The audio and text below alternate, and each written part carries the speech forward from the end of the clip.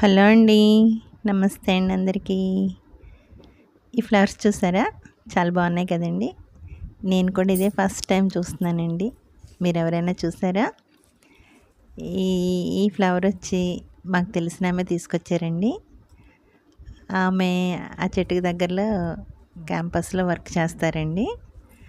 ఒక 4 పువ్వులు తీసుకొచ్చారు ఆమె. ఇవి ఎక్కడ ఉన్నాయంటే పలానా క్యాంపస్లో అని చెప్పారు. ఇంక నాకు వెంటనే చూడాలనిపించిందండి.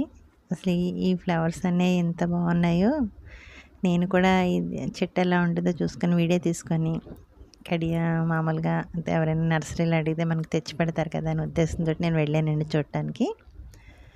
అసలు చాలా చాలా బాగున్నాయండి పువ్వులు అయితే. చూసారా మొక్కలు అయితే అలా ఉంటాయి. నేను ఇంకా తెలుసుకొని వెళ్ళానండి. అది ఎక్కడో కాదండి, మా ఇంటికి దగ్గరలోనేనండి, కాలేజీ క్యాంపస్ ఉంది.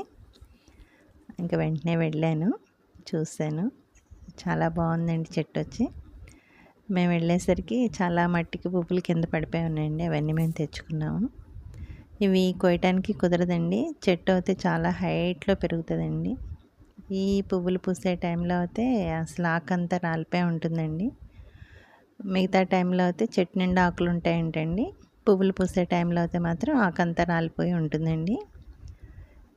అదిగోండి మేము వెళ్ళేసరికి పువ్వులన్నీ రాలుంటే అవన్నీ వేరుకున్నామండి. ఆ చెట్టు ఆకు ఎలా ఉంటుందా అని చూస్తే కిందకున్న కొమ్మలకి ఉన్నాయండి. ఒక కొమ్మని తీసానండి వీడియో. ఇదిగోండి చెట్టు చూసారా, చాలా హైట్లో ఉంది. అయితే ఈ చెట్టు పువ్వులు అయితే కోయడానికి కుదరదండి. చెట్టు పట్టుకొని దులపాలండి, లేదంటే అవంతా అవే రాలుతాయండి.